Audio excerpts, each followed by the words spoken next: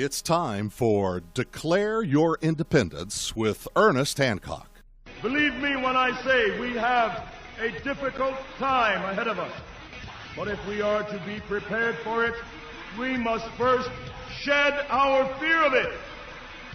I stand here without fear because I remember that I am here not because of the path that lies before me, but because of the path that lies behind me. I remember that for 100 years we have fought these machines. And after a century of war, I remember that which matters most. We are still here! Tonight, let us make them remember we are not afraid!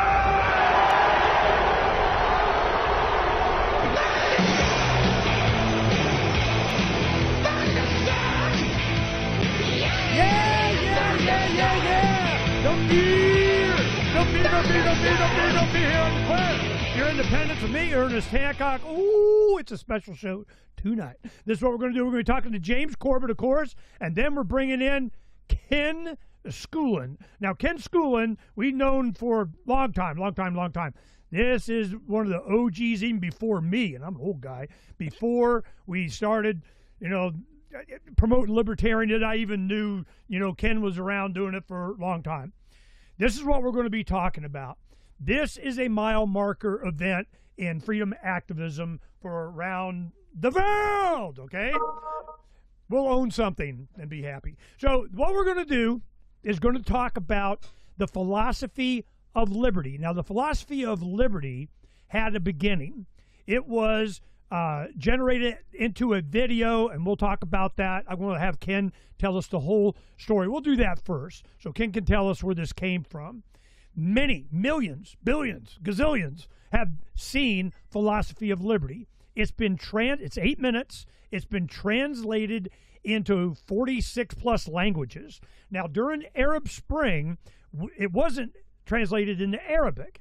So talked to Ken about it. We got together and found a guy in Moscow that, for $1,000, and I think we each paid a third. There was a third person, I can't remember. And we have for $1,000, we got it translated into Arabic. We sent thousands of the DVDs in the PAL format so they could play it in the Middle East, because it's different there, because fortunately we knew that. So we sent thousands of them to Alexandria. Alexandria activists took them to Tahrir Square when, the Muslim Brotherhood jumped in front of their parade and said, vote for us kind of stuff. And we knew during Arab Spring, this was all about, you don't need Pharaoh number 283. What you need is freedom. So we had it translated into Arabic, dumped it there, and it exploded. It went Morocco, Jordan, Saudi Arabia, Northern Africa, everywhere. It was just a thing. Well, it caused some DDoS attack of Mossad through Germany. It came after us. We went. Fortunately, my IT guy at the time is also an attorney, and he tracked it back, sent letter. Kind of go, oh, we're ever so sorry. We were just showing you your vulnerabilities. Signed, Ivan. I mean, this is how bad this is going to get. So we're going to be putting this in all the languages in IPFS. Have the links and embeds and everything ready to go on sites all over. The Liberty community is wide and deep all around the world. Now, Students for Liberty is already committed to be involved. The Arizona Project, which used to be Language of Liberty, where they select a bunch of, 6 to 9 young adults that come here from around the world, Nepal, Ecuador, Ukraine, Russia, Japan, Africa, everywhere, comes to Arizona, and they all got to go shooting, man. They like that shooting thing. So they come in, and I interview them, and I do individually every year for the past, many years, 6, 7, 8 years, I don't know, a long time. And now one of the students started running it. Well, he is now president of Liberty International, which used to be International Society for Individual Liberty, and then, is right after the Arab Spring stuff was going on, that ISIS, Obama started referring to it as ISIL. Well, that's their initial on their webpage was ISIL. So they started getting hacked and everything. So they got to change it to Liberty International. Yeah, that's the ticket.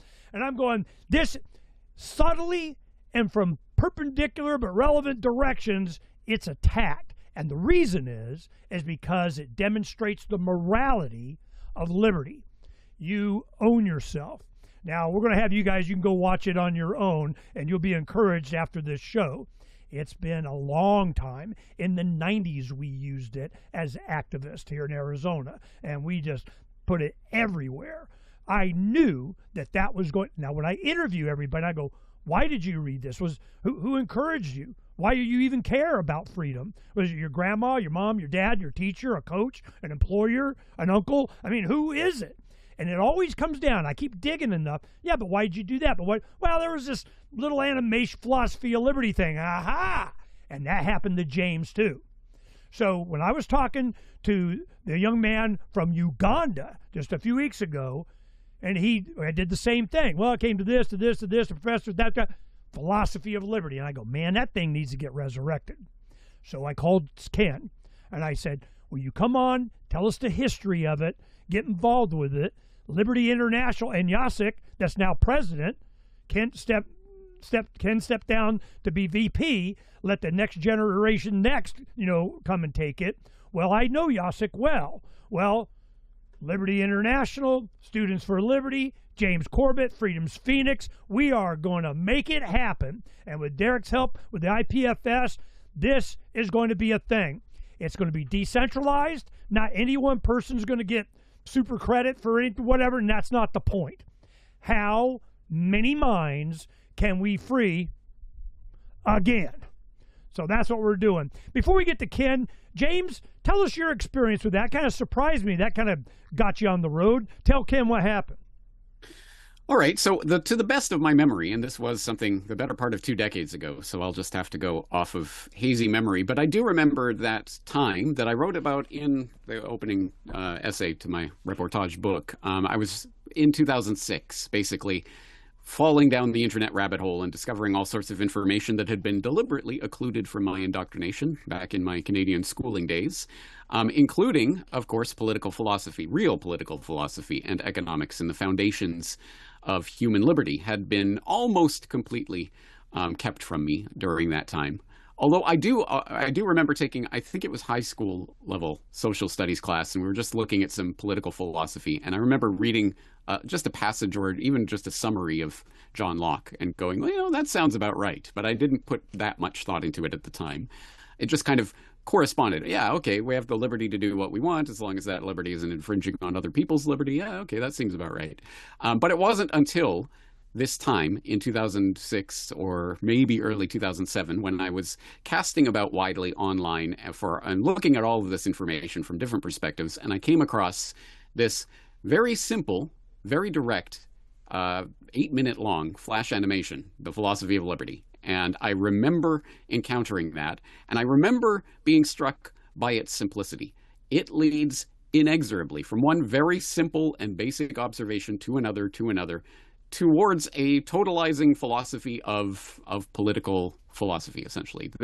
It all made sense to me almost intuitively. It wasn't really persuading me of anything. It was just showing me, in a way, what I think I already intuitively understood.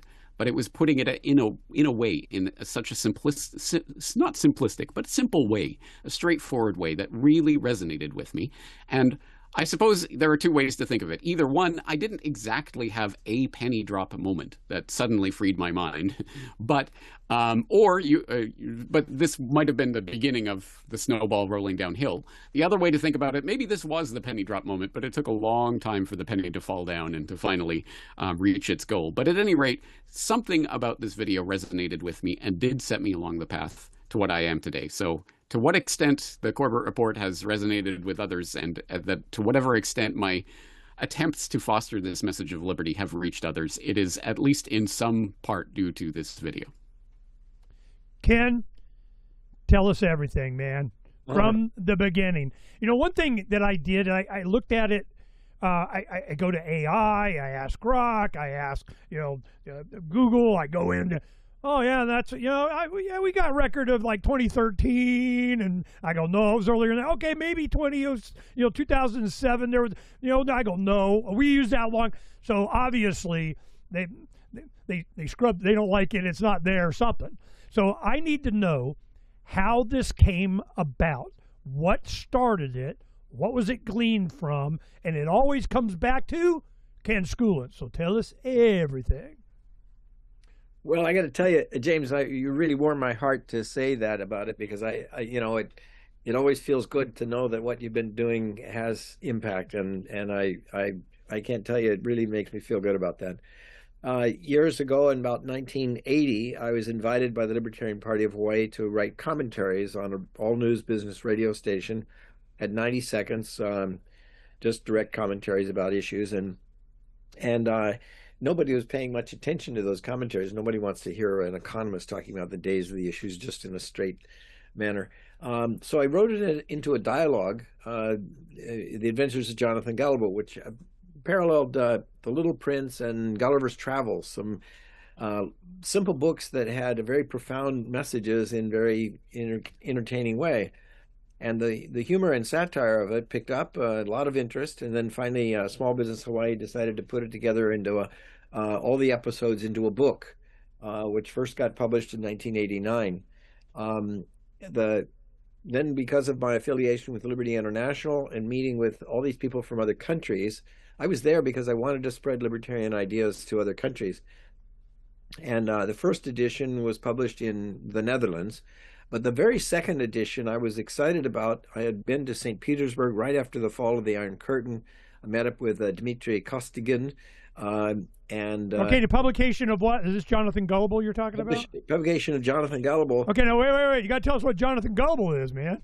Oh, okay. Well, it's a sort of a fanciful story that's now in 58 languages. We've had it in Farsi in Iran, Asante in Ghana, the Arabic one that you mentioned in Jordan, the Chinese edition, actually a multitude of editions all over the world have been published from this. Well, tell us about Jonathan Gullible, what it's about. That was the spark of everything, man. You're killing me. All right, go.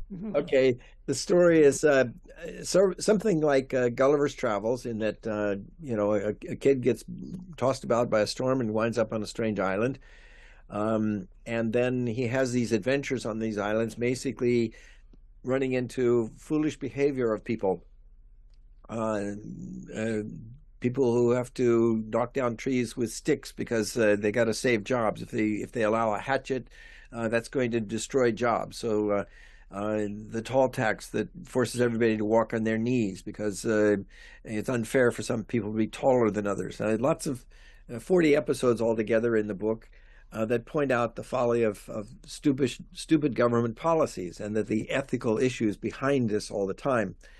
And so it's a fanciful story that popularizes ideas from Milton Friedman, Friedrich Hayek, Ayn Rand, Friedrich Bastiat, Murray Rothbard, the economic free market world of the day, and puts these into stories that are fun and entertaining. Well, the guy in Russia that was actually first just a tour guide, now he's a billionaire in the grocery business.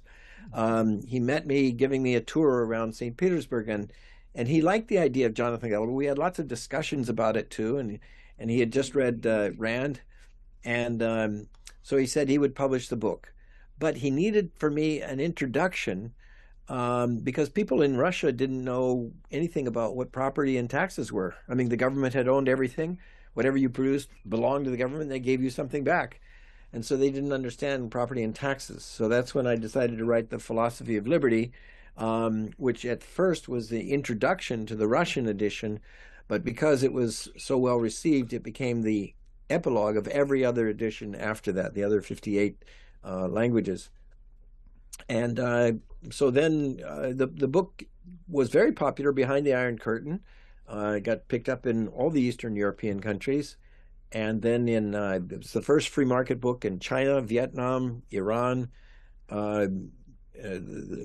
Russia, Kyrgyzstan. I mean, they even made plays about it in Kyrgyzstan. For elementary school kids, they took selected chapters and portrayed the free market ideas.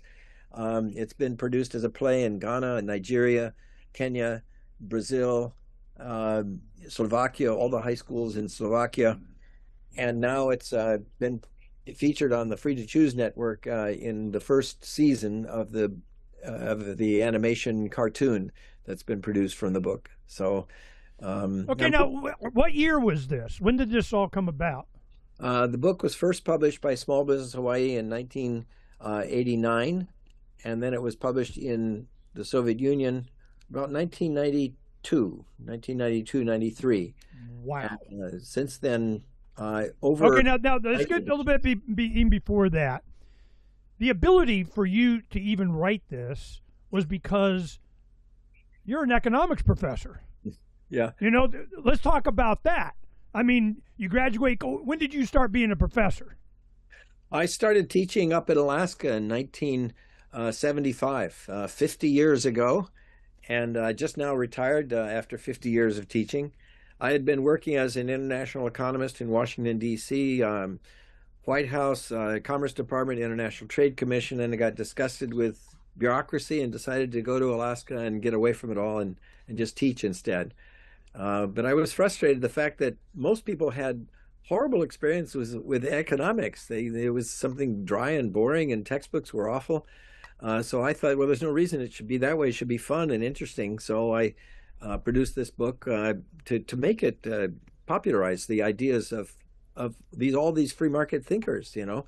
And there are characters in the book now too, by the way. The cat in the book is Mises, the cat, and the Bard of Roth is a famous character. Is a famous character. And they go to the Mount Hayek and they meet Milton and Rose talking with their son Davy about economics concepts. So they're woven in throughout the book to make it well. I think I'm the only Austrian economist in the Pacific region here. I think by Austrian economics, you know, I'm referring. Well, certainly then, you know, this economics. Okay, now there was we knew of you through the 90s, but when I made use of your stuff, it was when I started doing radio on Terran Radio here out of Scottsdale. And what happened was you had public service announcements that you had done for radio stations in Hawaii that I used. You know, we had every day or hour I'd play one of these.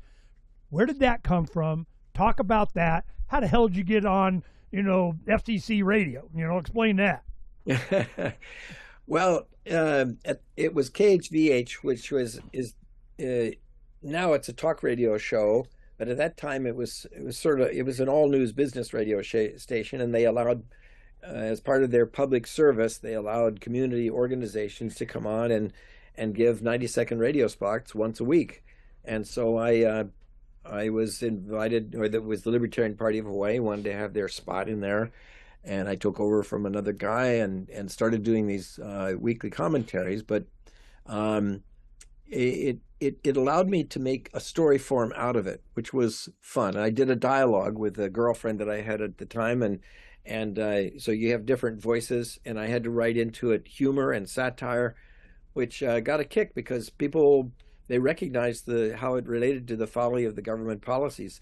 In fact, everywhere I go, like in Poland, they say, how long were you living in Poland that you understood all of the foolish policies of the day? And I said, oh, I never lived in Poland, but these follies are universal for governments. Yeah, government's government.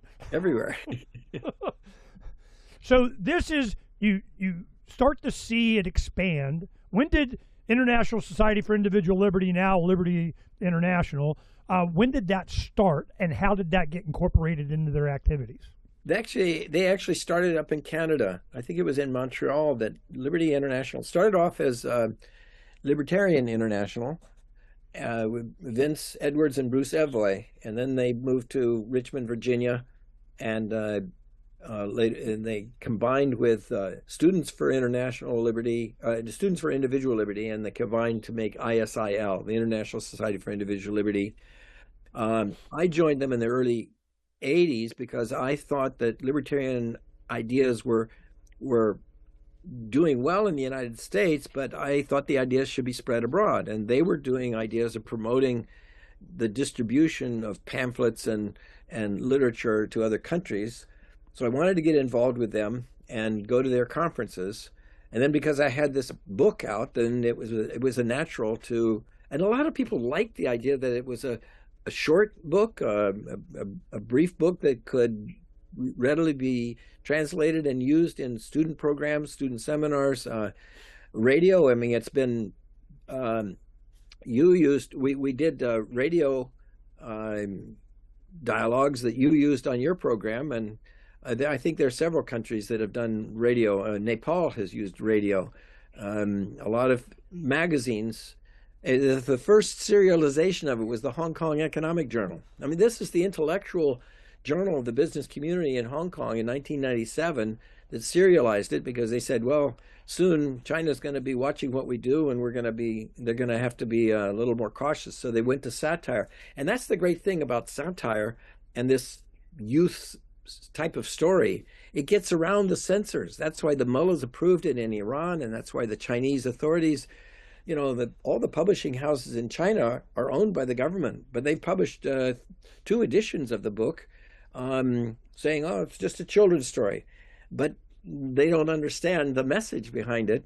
And that's why, I mean, in Kyrgyzstan, they made all these plays out of it that are totally contrary to the Marxist philosophy. And you get all these kids cheering on this condemnation. Just, for example, the idea that, well, if everyone's from each according to ability and to each according to need, suppose we hand out grades from each according to ability and to each according to need. Right. Everybody, the worst grade if they're a good student, and the best grade if they're the worst student. I mean, if they're the worst student. And the students say, that's not fair. That's terrible. Even the teachers are laughing about it, because it would be folly to do that thing in the classroom, which is Marxist philosophy. So you get the Marxists all around the world embracing this idea that challenges their own ideas. Can I just chime in? That is so much in resonance with everything that I have discovered in 2 decades of doing my work, is that satire tends to be the way to disarm people from their intellectual defenses against things they would otherwise not be willing to entertain. And I've found that time and time again, and it's no surprise to me, because by far and away the most viral thing that I have ever done is a short little 5-minute satirical video that's lampooning the official government story of what happened on 9/11. And for whatever reason, people laugh at it and they enjoy it, even though it might go directly against what they actually believe. But they are imbibing the information in a way that gets past those intellectual defenses. One of my favorite books is Hammer and Tickle, Jokes That Brought Down the Soviet Union. And what we really understand from that is that tyrants can punish and deal with people that are arguing against them, but they have no argument against mockery and laughter. When people laugh at them, they hate that the most, because it undermines their authority and they lose face. That's why they used to send people off to the gulag for 15 years for telling a joke, 10 years for laughing at the joke, and 5 years for not reporting a joke. Because tyranny was, laughter was such an affront to tyrants. They didn't know how to deal with it. They're too serious. Yeah, I apologize. I'm trying to get the studio in one of the boxes, but whatever. As long as they can see both of you guys, don't matter. The one thing that I wanted to make sure is that the professorship that you did in Hawaii, was your libertarian philosophy supported there? Were you under constant attack? I got 10 years since I've been here longer than you. I mean, what is your experience as a professor there with the administration? We don't have. I never taught at a government school, and I never taught at a school that offered tenure. And I've never had any issue with the faculty. For one thing, the president of the university, Hawaii Pacific University. Actually, he met me in the hall and he says, I support everything you say except maybe on foreign policy or something. There was always something that kept him from identifying with the libertarian philosophy. But I'd say that they all knew who I was because I was very public about it, ran for office 3 times as a libertarian. So there was on the radio as representing the party, even on public radio station, giving commentaries for them for a couple of years too, as the Libertarian Party representative. And they were always respectful. I never had any issue where anyone gave me any trouble because of my libertarian philosophy. And I was, of course, I think the way I stated things was in a way that they have to say, oh, well, that makes sense. Whether they're left wing or right.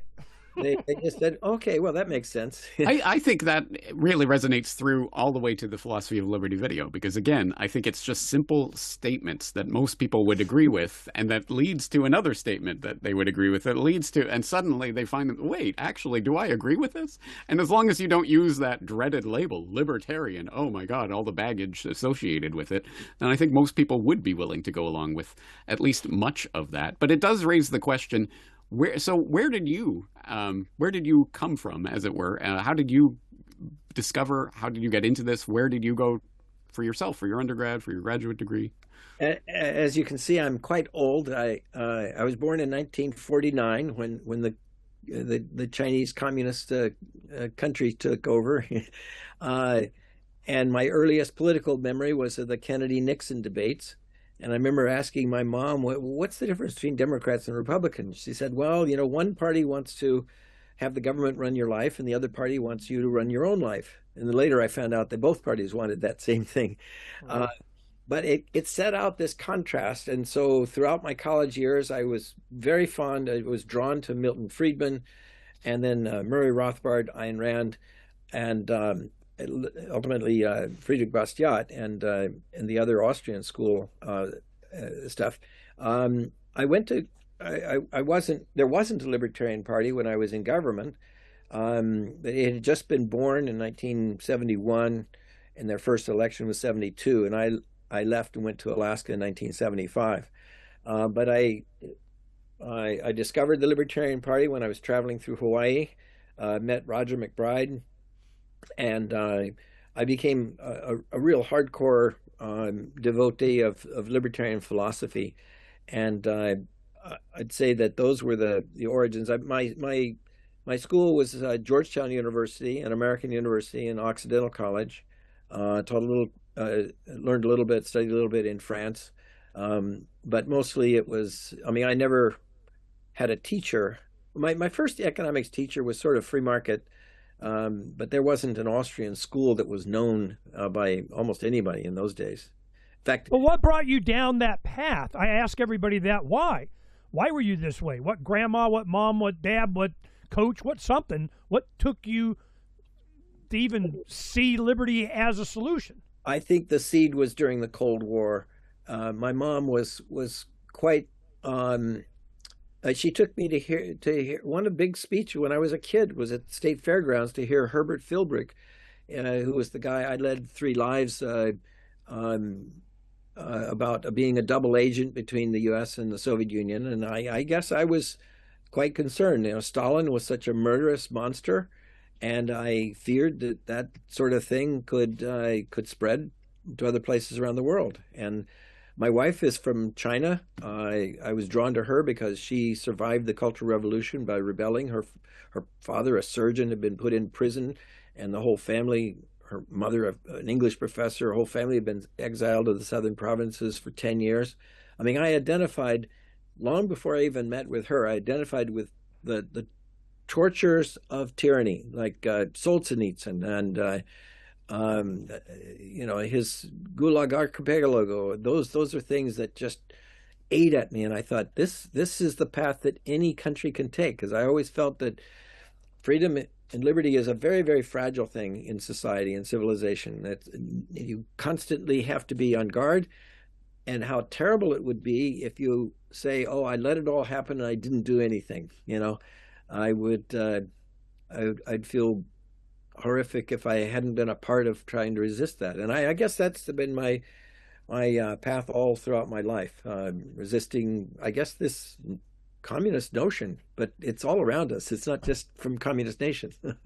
Yeah, I got a bunch of other questions and so on, but I want James to interview you a little bit. And a lot of this stuff, we've talked many times. We've had shows together and stuff. A lot of this stuff I didn't know.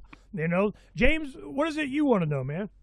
Well, I'd like to hear some of the experiences of some of the people that you've met along the way. And I guess you were operating and around at the time where, for example, Murray Rothbard was still operating and around. Did you get a chance to meet him or any of the other big names? I did meet him once. And I went to a seminar in Eugene, Oregon, where the Cato Institute was holding a whole bunch of seminars with Ronald Hamowy and Leonard Liggio, some of the big names of that era and so on. I remember very vividly this interview. This journalist wanted to interview Murray Rothbard about the CIA's help of the Mujahideen in Afghanistan. This was back in 1980, and the journalist was saying, "Aren't you excited that the United States is helping the Afghanis to fight the Soviets in Afghanistan?" And he said, "No, the United States shouldn't be in there."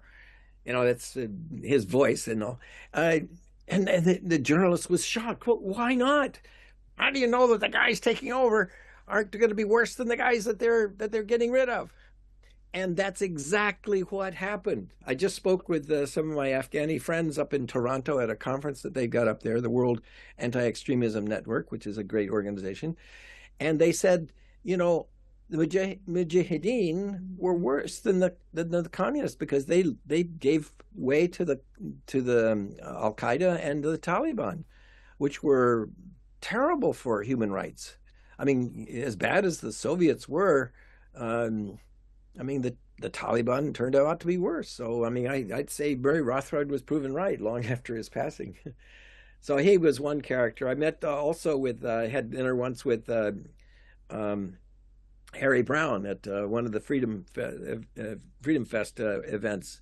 Harry Brown, when I was sitting at the table, this one guy came up to me and he says, "You wrote this book, How I Found Freedom in an Unfree World. And in your book, you say, stay out of politics."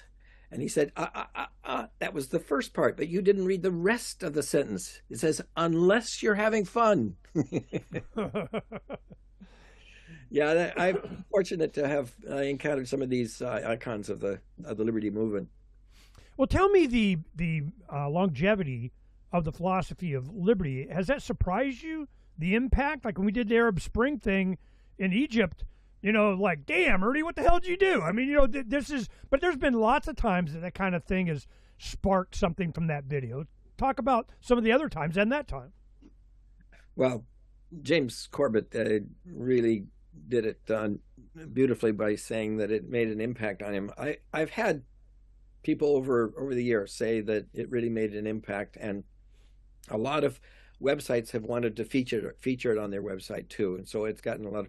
Early on, I used to follow the metrics, and I noticed that I was excited to see where the downloads were coming, because they were coming from countries all around the world, and it was most in the United States, but all around. I mean, during Arab Spring in Saudi Arabia and Jordan and those places, and I was delighted to see that, because it made me feel like if they're downloading it and watching it, then that means that they're excited by the message. And so, yeah, I am astounded, because when I wrote it out, actually, I was taking ideas that I had gleaned from Ayn Rand and Milton Friedman and Murray Rothbard, actually, and putting them together. Actually, I think I contributed one new element, this about life, liberty, and property being elements of future, present, and past. I like it. But the rest of it was, derived from the shoulders that we stand on. And but I have to really give tribute to Carey Pearson, the guy who asked me, "Hey, this is really good. I want to put it on animation." Now, this is in 1994 or so. Now, is he known by Lux Luker? Is that the same guy? He's Lux Luker. Okay, now why? Tell us about him. I didn't have the pleasure to meet him.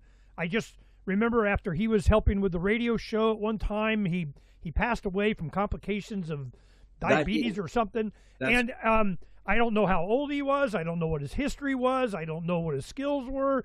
You know, let's give him some props here. You know, a little bit about Lux. He was a young guy, younger than me, and I met him through Liberty International because we had conferences. The idea was to have international. At first, it was between the U.S. and Europe, and then we got more international, and then it was in a different country all around the world. So now we've had something like 48 conferences. 40 conferences all around the planet. The last one was with Javier Milei down in Argentina, Buenos Aires. Ooh, okay. And I met him at one of those conferences. He's kind of a quiet, shy guy, a computer geek, which, in the early 90s, they were all libertarians because the logic of the libertarian philosophy just fit naturally with computer geeks. But as a geek, he wasn't real sociable and all, but he liked this. He wanted to put it in animation. He said, but I don't have the money for the software for that. So I gave him $150, which was big money in those days for some software to make this animation. And then he produced it in English, Spanish, French, and Portuguese, I think. And so then he came to our conference in Puerto Vallarta and featured it for the first time, or maybe it was in Merida, Mexico, and featured it for the first time, and we gave him a big tribute. But then soon after, his diabetes, I guess, was not controlled, and he passed away just suddenly one weekend. He lived in Port Townsend, Washington State, and that was sad. But since then, we've had a number of people like Steve Cobb and others that said, "Well, we'll take this same thing and we'll just start adding more and more languages." And so now, as you mentioned at the beginning of this show, it's 46 languages now, and we can still do it. AI makes it really easy to do this sort of thing, but not necessarily for backward languages. You know, most of these the Arabic language, you have to read it backwards, and it's a different technique for a lot of these languages. Well, Ken, you point out that you weren't exactly reinventing the wheel here. A lot of this comes from people who have talked about this for many years. But don't sell yourself short. The past, present, future being tied to life and liberty and property is actually a brilliant way of framing that. And that was one of the first things that struck me when I first watched that. I'd never thought of it that way. Lay that out for the audience who hasn't yet watched the video and where that idea came from. Thanks so much, James. Yeah, I remember I was on walks and I kept thinking about it and thinking about it and thinking about it. And I don't know what sort of clicked with me when I realized that, well, you know, we always talk about life, liberty, and property. That's from John Locke. And I thought, well, how can I relate this to our existence? Well, in time, you know, our life is our future. We have our whole future ahead of us. If they take our life, well, then it's gone. We have no future. So to take that is murder. Okay. Well, what about our present? Well, that's our actions today. That's our liberty. Okay, life and liberty. And how does the past fit in? Well, we spend a lot of time in the past producing our product. It's not the whole of our past, but it is a product of our past. When we produce wealth, we earn savings, and if the government takes our savings or takes our property, they're taking that time that. And when the thief comes up and puts his gun to our head and says, your money or your life, we're just calculating, well, I'll give him my money, which is a product of my past, because I keep my present and future so I can replace it. And that's why we give over our money instead of our life when faced with that dilemma. And I had to write it carefully, as not to say that it was the whole of our past, but taking our life is the whole of our future. There's nothing more if you take that. So yeah, I had fun putting that into a concept which I wrote out in some kind of paper or something like that, but this was the way to express it in the simplest way, because the Russians, they had no concept of property and taxes, and they needed an explanation. And how often do you get an opportunity like that to explain?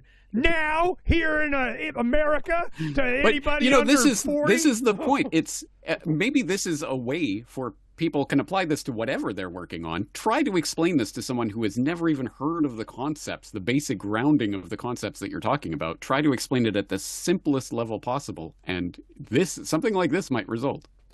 I'm just now reading a book called The Courage to Die by Yoon Park, a girl who escaped from North Korea. And she's writing out this book about what it was like to be in South Korea then when she did escape. And everything was so new. Things that we take for granted are just such basic concepts of life and expression. And I'm living that. It actually brings me to tears to see what the revelations are for someone who has never had freedom to suddenly have it. And of course, it makes us appreciate all the more having freedom, the things we take for granted, because it's all around us all the time. We don't really appreciate it so much. And there are a lot of... I want to ask you this. There's a, timing thing. Like now it's really needed for this fundamental basic moral understanding and the benefits of self-ownership and freedom and not being told what to do all the time, getting a permission slip from the crown kind of crap.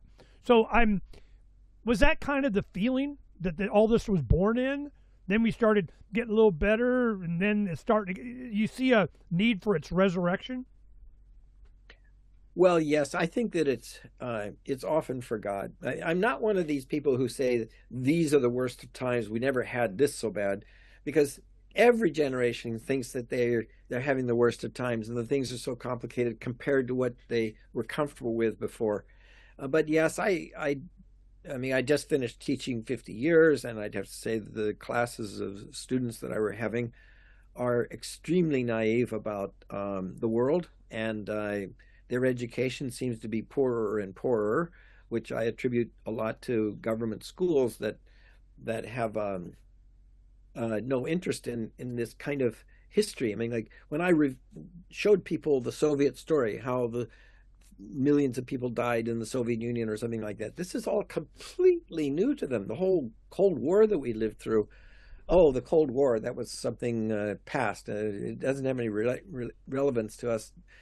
But I mean, the whole of the 20th century was a struggle for a battle of millions of dying in so many stupid ways too. And yeah, I'd say that it's important for young people to be shown what it was like not to have freedom, or to be in the constant war, or to have depression or whatever, Were you popular as a professor? Did the students like you, or they protesting you? No, I'd have to say I was well received. I mean, I had two clubs on campus. One was an entrepreneurship club, how to start businesses, and another one called the Reason Club. Sometimes they changed the name to the Laissez-Faire Society, but it was always packed with students who got to talk about, well, basically free market ideas. I didn't use the word libertarian on campus because I didn't want it to be just a partisan thing, but they knew they were there because they were learning about free markets, and I always had speakers in, or films, or they got to give presentations about things that struck them the most. And yeah, I'd say that, and I got Teacher of the Year award 3 times. So yeah, I'd say that I was well received by the students. Yeah, I mean, to boast about my own self and be immodest, yeah, sure, I'd like that. Yeah, man, I don't care. You're gonna have to do it. How impressed are you with his lineage and history there, James? Very impressed. Obviously, again, just that concept of tying life, liberty, and property to future, present, past is just, I use that all the time. Yeah, it's brilliant, and it's such a great way of framing that. That again, I think most people will be able to intuitively understand, even if they hadn't thought of it in that way before. It does, of course, raise the question of what are the issues today and how do they apply? How would Jonathan Gullible, for example, talk about, I don't know, Trump's tariffs or something along those lines? I've got a couple chapters in there about tariffs and the broken window fallacy. I mean, the broken window, and I mean, not the broken window, but also the window tax, because the candle makers petition that Friedrich Bastiat talked about. You guys know that. The candle makers and coat makers don't want all this free light and heat from the sun. We got to have jobs, create jobs. So we had people board up their windows with a window tax so that that's one of the chapters in there. They can't do that now, so they tax the sun. And then another one with the bridge coming into the town. Friedrich Bastiat also made fun about how the prosperous cities aren't the ones way up on the mountaintop that it's hard to get to. They were the ones down at the mouth of the river that was easy to get to. And so what if a city in Stulta and Puera, I found out the two cities that he wrote about, Friedrich Bastiat, is the Latin for silly girl, Stulta and Puera. And that Puera put all these boulders on the inside, on the side of the bridge where people were coming in, and they could leave freely. But then Puera was wondering, well, should we put boulders on the other side of the bridge to retaliate against them for doing this? And he pointed out the folly, the stupid thing. It hurts innocent people and creates a great burden. Yes, there are always special interests that benefit, but at great expense to the general public. So yeah, I mean, I don't say Trump's tariffs. I never mention. In fact, that's why I set the book back in old times, because I want people to think of the concept and not relate it to a particular person or event today, because that will become dated. If you start talking about Nixon, then people will think, oh, it's no longer relevant. What I want to do is I'm going to go ahead and go through the concept of what we think we are going to do, because this is it. From listening to Ken, you can see how powerful it is, that it had an influence on. Now we got the Corbett report, so there's that.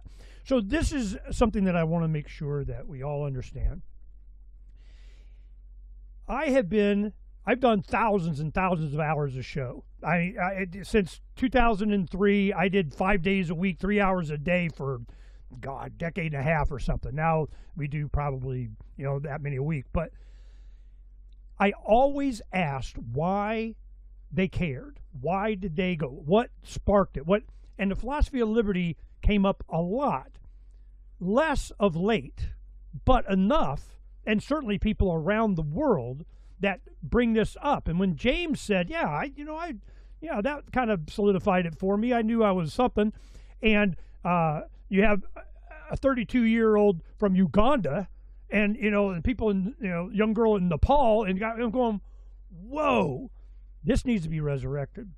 So this is what we're doing now. Can I just mention that guy in Uganda that you interviewed, John Mugabe Socrates? He named I'm proud to say, he named his son after me, Miguel Mugabe Schooland. Score. Man, this is what I'm talking about. All right, so this is what I want to show you. Here we have James and I came up with the idea, and we promoted it about a year and a half ago. Open source education. Now, when you go to open source education, you can see that it's James, I call him Professor Corbett. I mean, because damn, I don't care. He's professing liberty. He can do whatever, professor.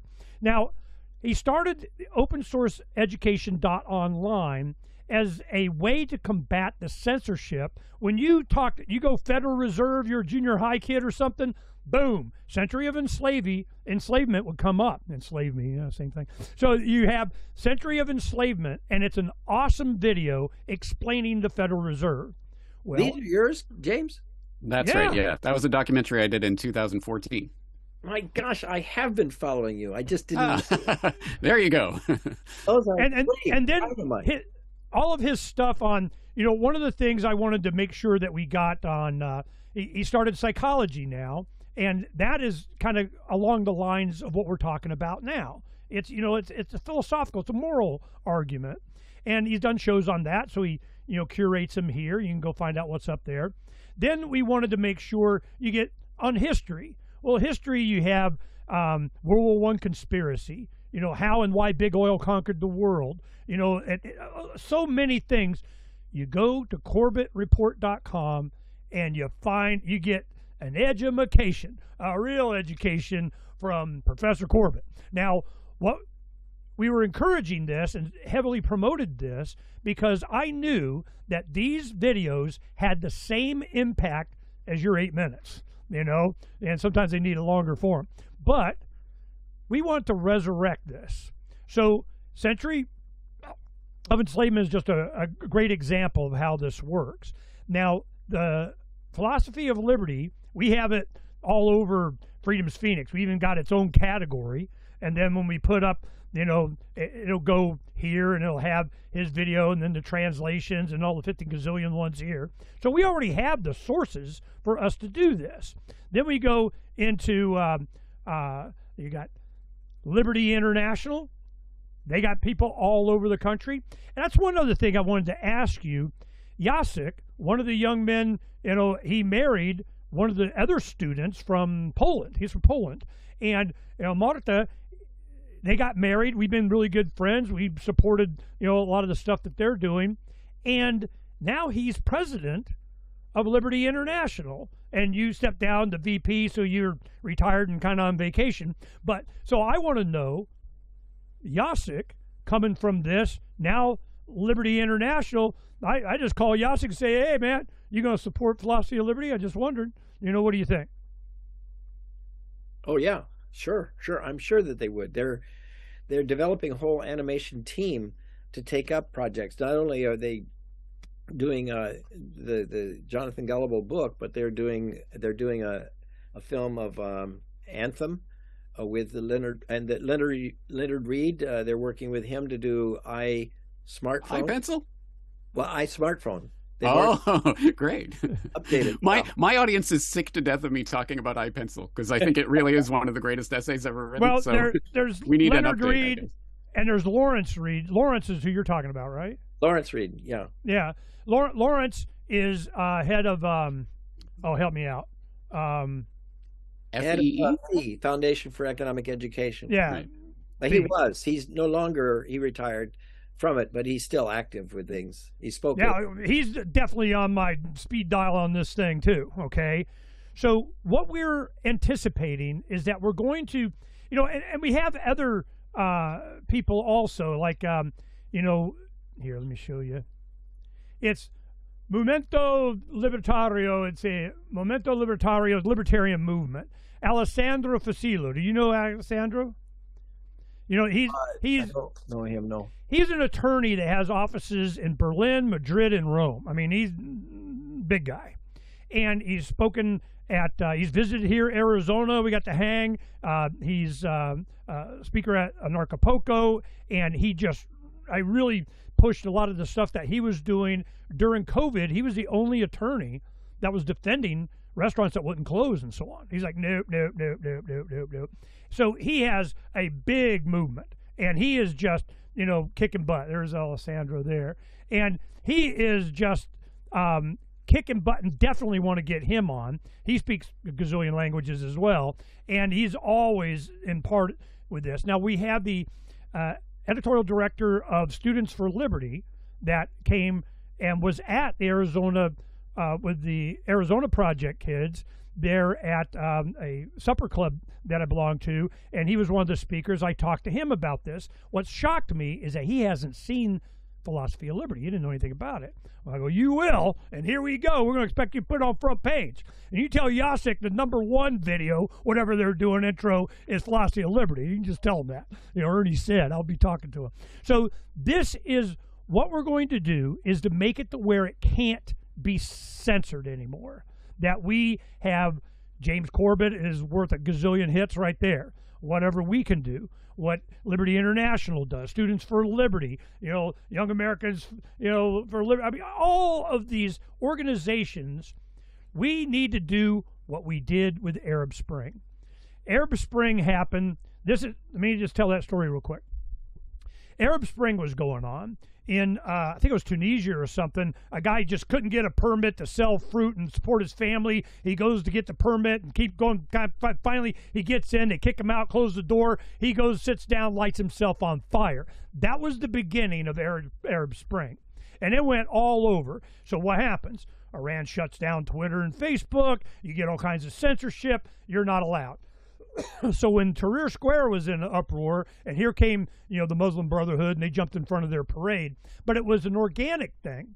And I'm going, I know what they need. They need philosophy of liberty. So I contacted Ken, and that's one question that James and I had. Who has the original animation that you can change the text on it? We want to make sure that's included so people can, do their own translation in case Navajo hasn't been done. I mean, damn, you got everything. But, what happens is we wanted to make sure that they just had knowledge of the philosophy of liberty. It's about self-ownership. When that happened, I remember talking to you, go, damn, Ernie, what happened? What was the impact of the Arabic version of that? Do you remember? Well, it did spread quite a lot, especially in Egypt, like you mentioned in Tahrir Square, because Noor El Harmouzi from Morocco and his Lamp of Liberty affiliate to Cato Institute in Morocco was the one that was promoting it. He had classes, he was a professor, and he had seminars where he was promoting it, but also he took it to Egypt and to a number of other places in the Middle East. This has been... We take credit for the entire Arab Spring, of course. Yeah, of course. But the point that I'm making is that just like you, being there, advocating for this, doing what you can out of Hawaii, isolated, the most remote point on the planet. I'm going, holy crap! And from there springs liberty. So I wanted to. I've been looking for a moral. I'm tired of metrics because I know they're all controlled. James is a perfect example of this. There was one that he just did. I think it was that version, or it was a recent video in the last couple of weeks, that I go to YouTube, put the exact title as it is on YouTube. He went back on the YouTube, and we started, loading up the YouTube again. Everybody, I don't care. Screw them. But what happened was, I put in the exact verbiage for that video, and it didn't come up. I'm going, man, that's some shadow banning right there. So this is something that I'm not looking for metrics. I'm not looking for, laying hands on the Crown says and whatever, and Javier Milei has the link printed on his T-shirt or anything. I don't care. I want to make sure that we get this spread as widely as possible because it's such a great introduction to the philosophy of liberty. Now, real quick, we focused on the past, present, future, by the liberty aspects of that. Talk about that a little bit. And what do you think the main message? Because the main one is philosophy of liberty is self-ownership. They had a big, couple of 100,000 Hispanics descended on the state capitol here in Arizona. It was in opposition to SB 1080. It was an anti-immigrant thing, over a decade ago and so on. And I knew what to do. One of the guys that was a liaison he had an office in the Arizona state capitol representing the governor of Sonora, Mexico, that he used to babysit when he was young. I mean, he knew him. So he and his family owned a series of banks in Mexico, and they nationalized them. So he and his family were stripped of everything. He moved to Tucson. He was up here in Phoenix for a while. We became friends. He wrote a lot for Freedom's Phoenix. Now, we took and did these green and red cards that had La Filosofía de la Libertad, the philosophy of liberty in Spanish. And it said on that business-sized card a message from the representative of the governor of Sonora. We had tens of thousands of them. People were just taking them and flinging them out. We didn't even have to pass them out. They were doing it for us. And this hundreds of thousands of people there got this, and it was put on by the Democrats. Of course, they wanted them to vote for them. And, man, they did not like it. Governor Napolitano, which later became Homeland Security and, one of them, she freaked. And she goes, I want him. He's not a conservative. He goes, no, I'm libertarian. Screw you, So he was told he had to apologize. No, I'm not doing it. Fire me. I don't give a crap, So this is the impact that I have seen it happen. The Hispanic community, the Arab speaking community, We have, of course, everybody else. So I know. I don't think I know. Barry gets mad when I say that. I don't think I know. I know. I'm a street activist. We've been doing it.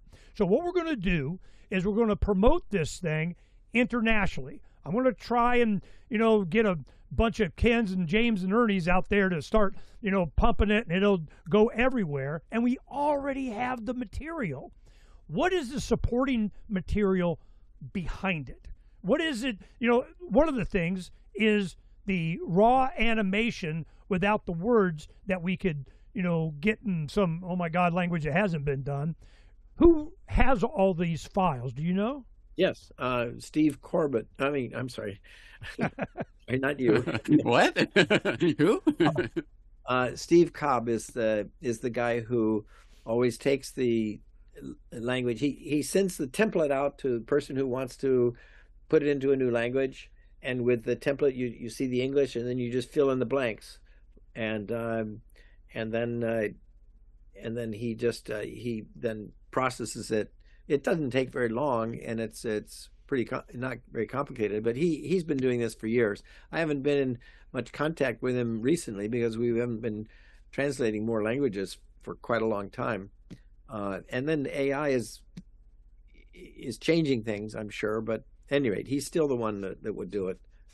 Well, tell me about. And how do people get in touch with him? Where is he again?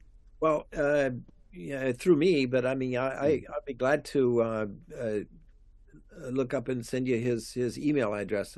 I just sent him an email. I went to that contact that we had years ago, Ernie, and I sent it out to him, but his email has changed. So I can look up the new email address and I can give you that. That's not a problem. And also I think I probably have him in connection with Facebook. But I think I'm not adept at Instagram, but that's where all the young people are. I'm still an old dinosaur on Facebook, but and I'm sure James TikTok. I think that's where the kids are. Imagine a TikTok of this video. My wife doesn't want me to get on TikTok because she was, concerned about the Chinese government and all that. Yeah. And plus, it is brain rot. But other than that, if you go to JonathanGullible.com, you can see all the languages. They're right there. Yeah. And we published all this, boom. So this is a thing. And I'm telling you, we're going to make it a bigger thing. We're going to rethink it, Now, before you go, I wanted to still get a little bit more on Lux. What was his real name? Steve Cobb. Now, no, Lux Luker. What was his? Carrie Pearson. And what was his motivation? You? I mean, that he did all this work and helped us. Yeah. Well, for one thing, he was a computer geek and he liked this new concept of making animation. Over the years, there have been a lot of people that wanted to make a cartoon or animation out of Jonathan Gullible, and I've not been very smart with these things. We've had some flops, but he was the first. He wanted to make some animation, and I guess we just met at Liberty International, and he was a nice guy. I mean, I can't say that I really got to know him all that well, but he was one of these guys that wanted to do his part on promoting liberty, and he thought this it is part. Before we go, anything else, James, that you want to clarify? Are you in? We're going to do this? Absolutely. But you raise a good point there, Ernie, about the shadow banning and the other nonsense that goes on these algorithmically determined platforms. So we have to find a way around that. And the only real way around that is word of mouth. It has to come from people spreading this to their friends directly. And so I want to put the appeal out. Yeah, we're going to do what we can, and organizations are going to be working on this, etc. But it's going to depend on the people out there who are listening to this conversation. If you have watched The Philosophy of Liberty, if you like it, then please help to spread it. It won't happen without your support because exactly as Ernie says, I mean, back in the day, a decade or so ago, if you typed Federal Reserve into the YouTube search engine, you would get my documentary first result, The Century of Enslavement. But once that became well known and people started finding out, oh my God, what is YouTube serving people?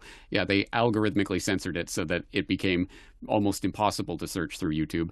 And if and when, the philosophy of liberty takes off and there's all sorts of people looking for it, they're going to try the same types of shenanigans. Absolutely. So the only way around that right now is to literally spread this to people and I want to call on people to help do that. Well, we're going to go ahead and make to where we have a IPFS version of it and a list to where people can go there and it never be gone in every language. I already talked to Derek about it. He's like, I'm down, man. We're going to make it happen. So we're going to go a slow burn on this. We got holidays coming up and everything, which is fine. But it needs to be done now. And the reason is because things are going to crap. I mean, just saying. I mean, we're out occupying the land here, but it's a slow burn. It's one of those things that just builds on itself, and people once they become aware of it and they can have access to it, and it doesn't get deplatformed or censored or taken down or whatever. We're going to go ahead and provide that opportunity to make sure that these links are always good. It happens all the time. I would put stuff up on Freedom's Phoenix. We've been doing Freedom's Phoenix since 2005. And I'll put something like, Century of Enslavement or The Power of Nightmares, or there was another one the BBC did I thought was really good. The Century of the Self or something like that. And they kept taking them down. Those they put them back up, but the links were always bad. So I'm going, nope. We're going to include on our web pages an access to an interplanetary file sharing link that will never go down.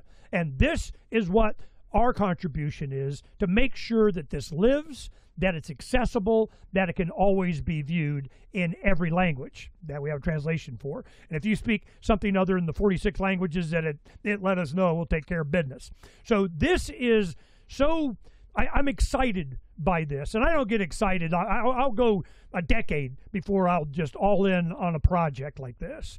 And I've had at least 3 or 4 times that I've used this as a project, and it always bears big, giant fruit. And I want to make sure, and James is going to be a big part of this with his open source education, Corbett Report, our Freedom's Phoenix, the show, Liberty International. The president now is a good friend, Yasik, young man that, got inspired by a lot of this stuff, and now he's president of Liberty International. And got Students for Liberty. We got all these organizations, and Ken knows many more around the world. When my family travels around the world, like my youngest daughter, a senior in school, she goes to Europe, I call Ken, hey man, hook me up. I need some European guys that, she has a get out of jail card number to call something, so that I just doing dad thing, making sure she has somebody. He'd hook me up. It'd be guy that owns hotels in Athens or whatever, people that, in Germany. It is so widespread. And the fact that we're doing this in honor of Lux, of Ken, of our efforts, it's going to be a thing. I know it. And I don't give a shit what the metrics say. Just telling you, okay? So I'm sorry, did I say that out loud? So, I want to make sure people know that I already know. How'd you know, Ernie? How'd you not know? What the hell were you paying attention to? Watch it. The Philosophy of Liberty in your favorite language, and I'll tell you, it's so simple, so basic, and so based on truth. Why did you... we can go on forever, and I know James has got to go, but I just wanted to do this show to get the history behind it and who was the genesis of it. It was Ken. Ken, will you help us out, when we need it? Yeah, of course. And I've got to thank you, Ernie, for introducing me to James Corbett too, because I've been watching his stuff, but I never became a regular. But now I'm thrilled. I didn't put it all together. And so you're a hero in my view, James. I really appreciate the stuff you did about the Federal Reserve and these other things. I'm eager to be a follower. if you'd put in your chat the link where I can find your website and all that, I'll be a regular follower. Awesome. I will absolutely do that. We will definitely connect in the future. Good. Great. CorbettReport.com, 2 T's. Okay. I'm telling you, man, this has been, it's just the beginning. And this is our Christmas present or whatever, Kwanzaa present, Hanukkah present, whatever the hell, I don't care. Merry Christmas. So I want to make sure that this is a gift to the world. It's just what is the answer. Freedom's the answer. What's the freaking question? This is the whole point. And you've had such an impact on myself and so many other people. Thank you, Ken. I'm glad that as you're retiring, you thought you were going to be, retired and on vacation. We keep pulling him back in. We pull you back than I in, was before, yeah. And I'm very glad to be a part of this, Ernie. I can't thank you enough for revitalizing this whole project and keeping it alive. And you can count me out on anything that you're doing. I'm really pleased. Thanks so much. Thank you very much. James, any final words?